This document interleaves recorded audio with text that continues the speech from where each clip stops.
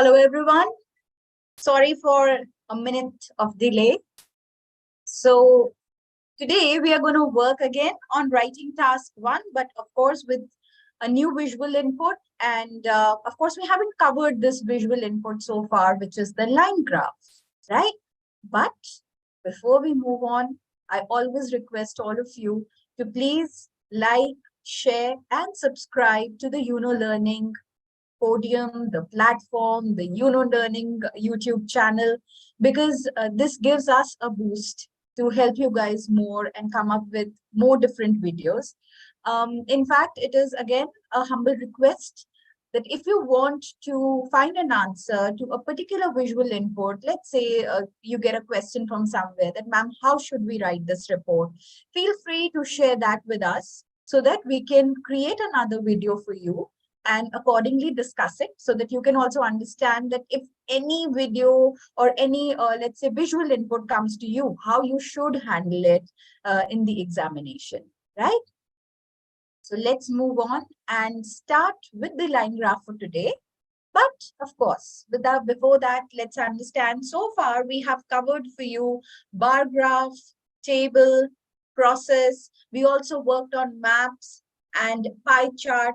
We worked on multiple graphs also. What if you're given two visual inputs into one question? How will you handle that? And today we are going to work on number 4, which is a line graph. So what does a line graph depict? Line graph basically tells us about the changing trends with time. So how the trend maybe of buying something, maybe the utility of something, it changes with time. This is what majorly a line graph always depicts. So when we follow or when we try to write down a report on a visual input, which is a line graph, again, see the parameters are the same, but the handling may change, may vary slightly in case of a line graph as compared to a pie chart. It may be slightly different. The view is a bit different.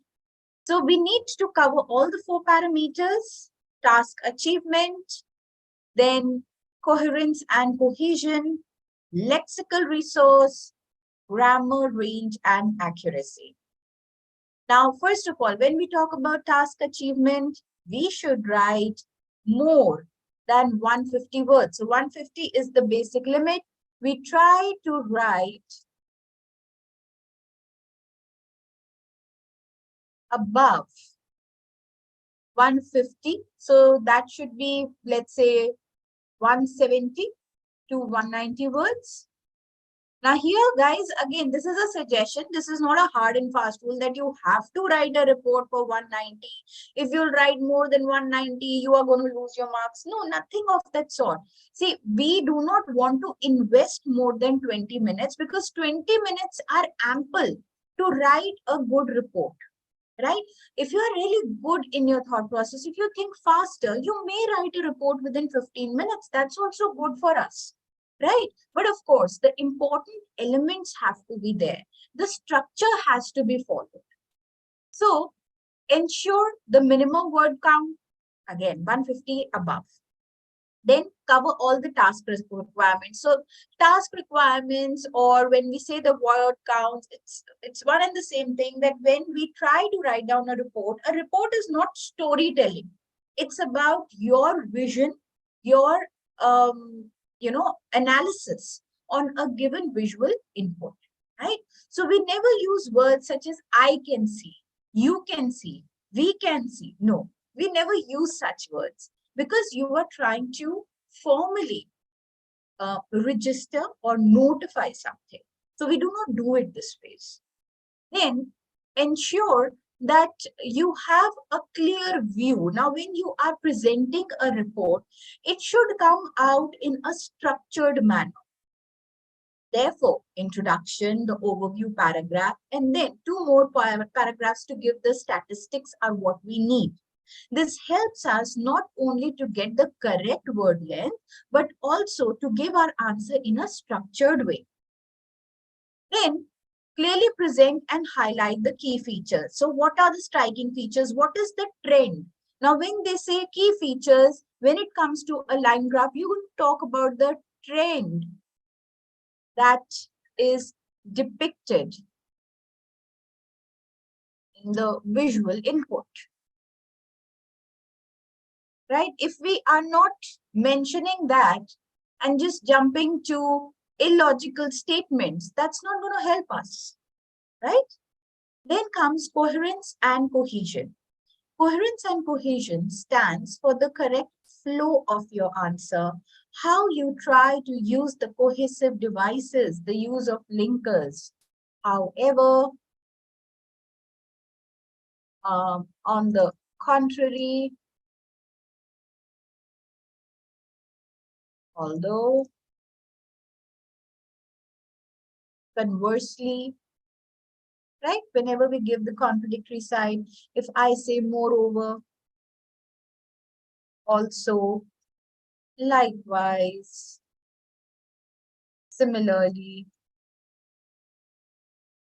I am trying to talk about something on a similar note, similar platform. So instead of saying and this thing, and that thing, and we also observe this, and it also depicts, see, and is good, but not excessively. Use the appropriate cohesive devices to have a better link in your answer, right? After this, when you see, you try to organize the information logically into paragraphs. So this is what I said initially. The use of the introduction paragraph should notify what you see as a visual input. Then the overview is important. And after that, the details follow. Students who think that, ma'am, I'll write a good chunk and I will definitely exceed 200 words. I can write really well.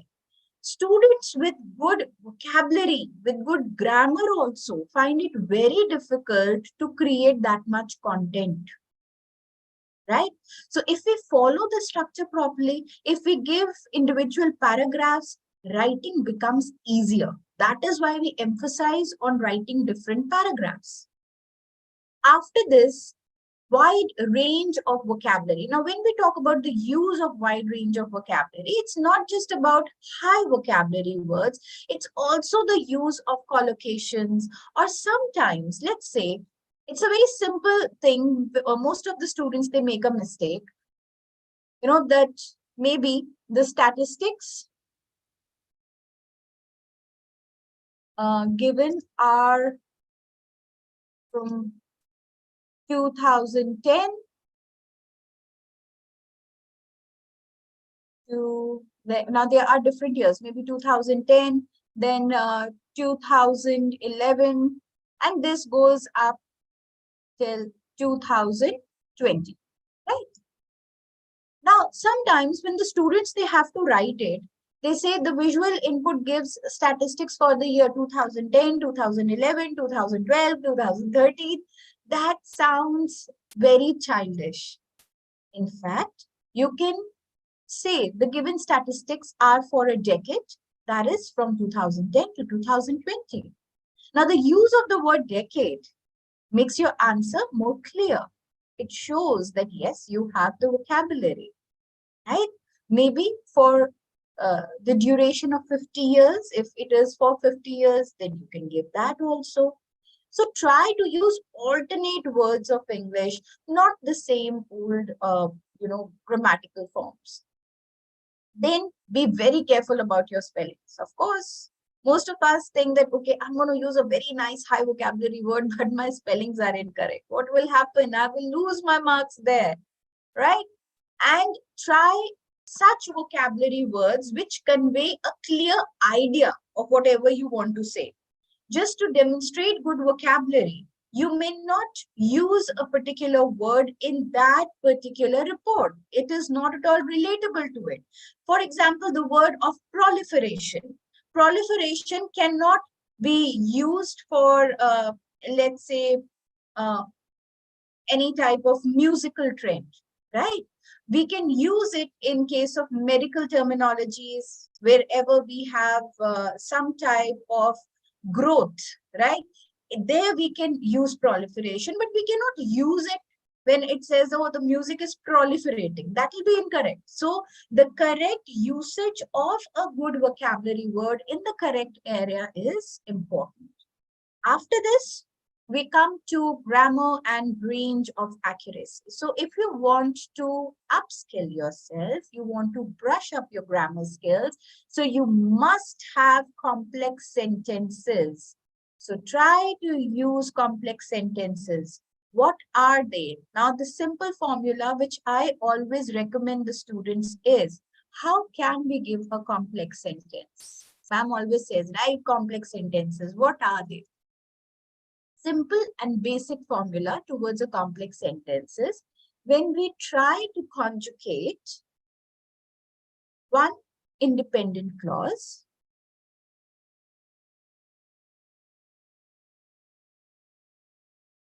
with one or more, or maybe two and more.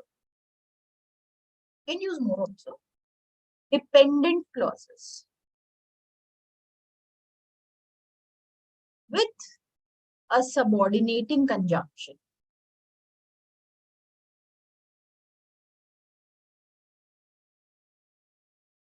We can form a complex sentence.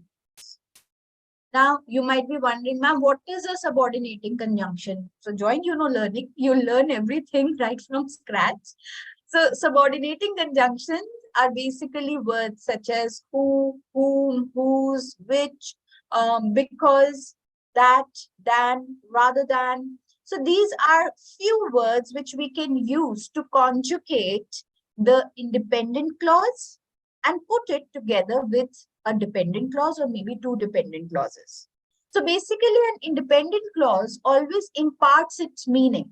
Now, if I say that, let's say, learning, let me clear this.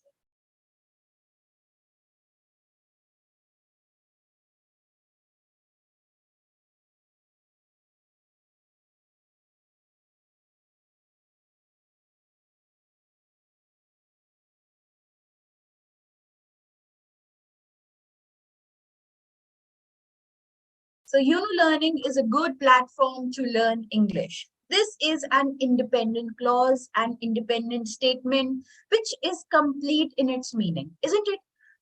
If I read this sentence, you will definitely understand who's the subject, what is the verb, what is the object. Definitely, it has all clarity in it. What if we have another statement?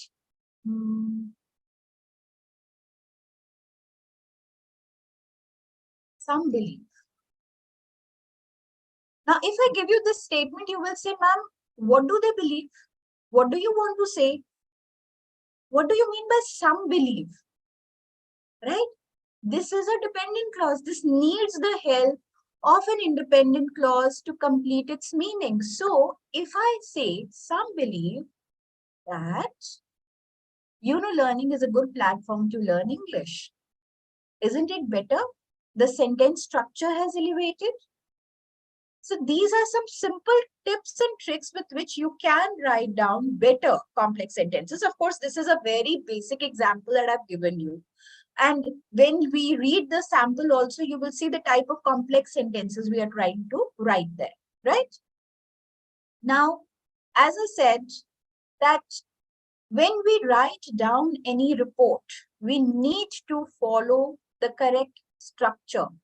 If our skeleton is incorrect, if our basic structure for the report is incorrect, we cannot land up with a good report, right? So what should we do here? When we try to write down a report, the first paragraph always tells us what is given to us as a visual input. So we should always start by writing the graph illustrates or the given graph demonstrates. The chart depicts. Now, because we are going to work on a line graph, so we can start with a line. The given line chart or line graph depicts. Now, what does it depict? You continue with that. Please remember, we never recommend the students to write something like this. The graph given below. Please never write this. This is a blunder. You never say that this is given below, this is given above. Never do this, right? So the correct approach is use simple present tense. The given line graph depicts, right? Or the given visual input is a line graph which demonstrates, right? That's how we should begin with it. Then use the values also which are mentioned. So the given line graph depicts the traffic in the Netherlands for the year 2010 to 2015. The data is illustrated in percentage. So how is the data calibrated, right? Percentage, or if something is mentioned in rupees, dollars, pounds, we just have to mention that. Here, no comparison has to be made. Please remember, some of you make this mistake that, ma'am, let me put a comparison also here. Then I'll save myself from, writing a second paragraph. Please do not do this. That's a blunder again. No comparisons to be made in the first para. Please remember. This is not a place to compare. The second paragraph, which we call as the overview. This is actually the place where we talk about the trend. What do we see according to the given trend? Is there growth? Is something going to decline in future? What is the trend that we observe? Are there more women who are working? Are there more men who are working? What do we see? Right? So we just have to highlight the trends, but we never give the statistics. So you highlight the trend, or you give the striking features, but without statistics. Some students make this mistake, they put all the statistics also. Don't do that, right? After that, for the statistics, we have the third and the fourth paragraph, right? So the third paragraph will talk about the statistics of the striking features, the major features, and then whatever is left behind, in betweeners, we'll put them in the fourth paragraph. Simple and easy to understand. Only in cases when we have excessive amount of statistics, then we may write a fourth paragraph. Otherwise, we don't need to write it generally, right? So now let's move on. And remember, of course, the cohesive devices, the use of linkers. However, moreover, on the contrary, we must use them. Take care of your spellings and punctuations. Of course, the grammar, and cover all the requirements of the task. Do not leave any points. Now, when I say do not leave any points, some students, they think that, ma'am, this was the highest point, this was the lowest point. So there was something in between. I left it. It didn't seem to be important. No, you must describe it. You must give the statistics in your visual input. If you're not giving it, you are not justifying the task, right? Let's move on and have a look at this visual input. What do we see here? What comes into my mind? The line graph below describes production of different fuels in the UK from 1981 to 2001. Summarize the information by selecting and reporting the main features and make comparisons where relevant. All right. Now, which are the three fuels? We have coal, we have petroleum, natural gas, right? And we also see that coal is given in million tons. The coal and petroleum both are given in million tons, and natural gas is measured in BCM. The statistics are from 1981 to 2001. What is the first thing that comes into my mind? The timeline. Past, right? So we have to be very careful and focus towards our tenses that I'm going to use past tense, right? Then we can see that coal is, all right, we see that coal was at 125 and then there was a good decline in the coal emissions in 1984. It went down here. Then automatically I would say that with time, we see a major change. What do we see, guys? We see a major change in coal and petroleum, isn't it? Both of them, they declined slowly and steadily. In fact, I would say natural gases also reduced, but when we talk about petroleum, there was a marginal change, right? There was not that much dip, but coal had the maximum variation. Now, how should we write the first paragraph? The first paragraph should just notify what is the visual input. So it is a line graph. Years mentioned. Then what are the three contributors and how is their statistic measured? Right? Yeah. So let's have a look at the first paragraph. The line graph depicts the trends in the production of petroleum, natural gas, and coal in the UK for a 21-year period from 1981 onwards. Now, see, this is such a good way of talking about the time duration, right?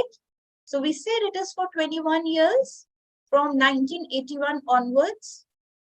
The unit of measurement is million tons for petroleum and coal and BCM for natural gas. Simple and easy. What was given to us? We clearly stated it here, right?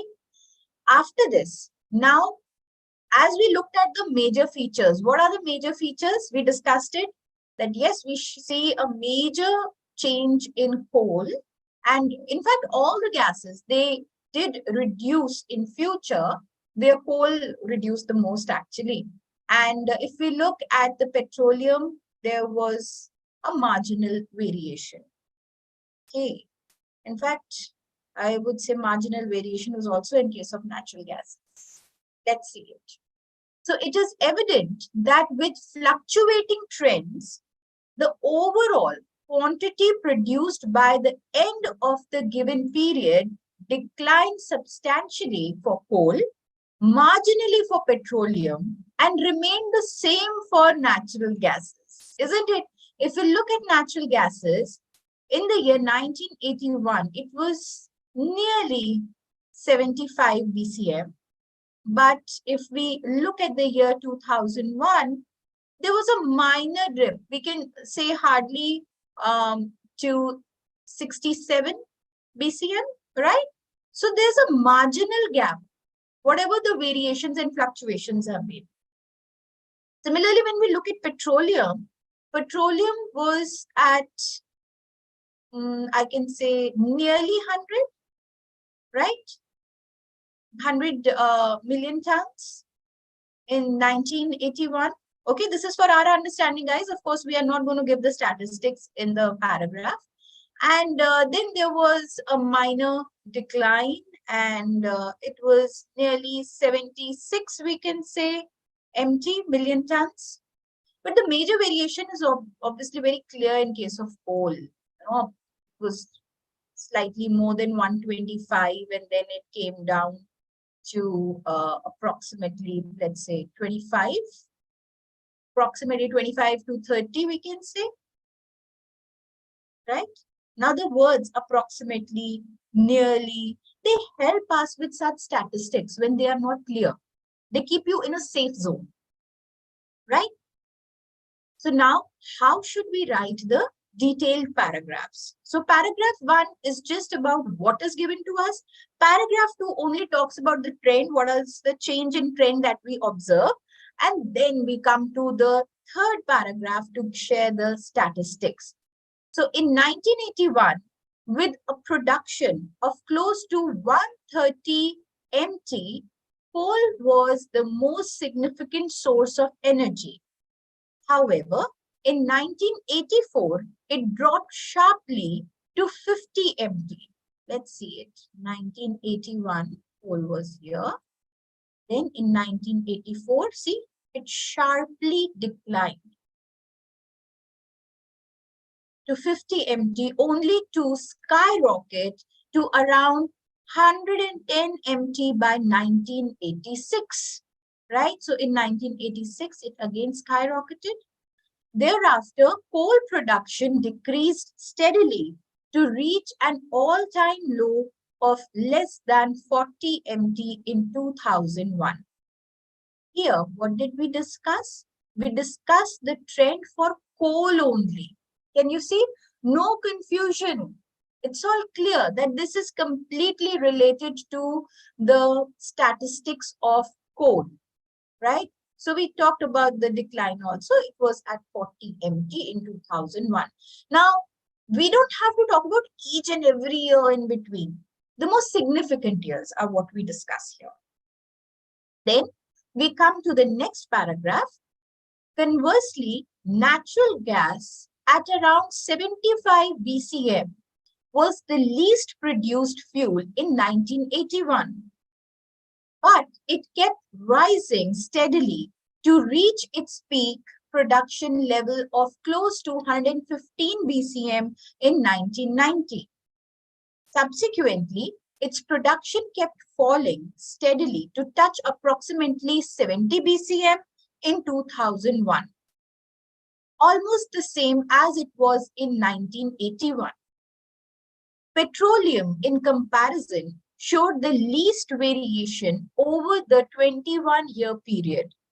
While its production was a little less than 100 MT in 1981, by 2001 it had fallen to around 80 MT. Right? Now, when we looked at these statements, see, why do I say that when it comes to comparison, we make comparisons majorly over here?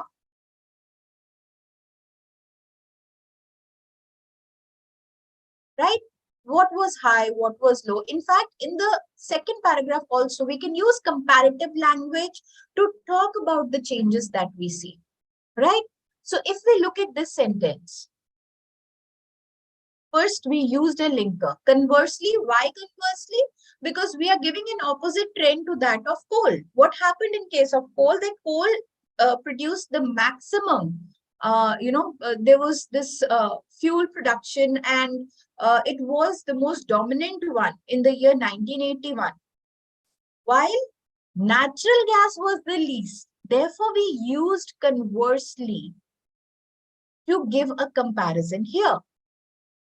Was the least produced fuel in 1981, but it kept rising steadily to reach its peak production level of close to 115 BCM in 1990. Subsequently, its production kept falling steadily to touch approximately 70 BCM in 2001. So subsequently, can use this type of a linker also to talk about the changes that we see, like, step-by-step process that we see. Petroleum in comparison showed the least variation. There was minimal change in petroleum over the 21-year period, while its production was little less than, see again a comparison, little less than 100 MT in 1981. By 2001, it had fallen to around 80 MT. See the use of tenses also, guys. Had fallen, the past participle. Why we are using it? Because this is a change that we observe in the past, right? So whenever we write a report, number one, observe the timeline. Number two, understand what are the striking features. Give a comparative statement for the striking features in the overview paragraph without statistics. And then we give the statistics in two different paragraphs, right? Again, while writing the paragraphs, we must give comparison, right? Now, Of course, that's the end of today's session. So please like, share, and subscribe to the Learning channel, our YouTube channel. And this gives us more and more encouragement to help you all. And, we are here to solve any of your queries. So you can join Learning, not just for IELTS, but for TOEFL, for Duolingo, or to even brush up your English skills. If you are a working professional, we do have a lot of speaking classes. If you are a homemaker, you can still brush up your skills, because of course, as a mother, you must take care of your children and help them out in their work. So English is for all here. Just get in touch with us. Speak to our counselors. We are happy to help you at any time of the day. Have a wonderful evening ahead. Bye-bye.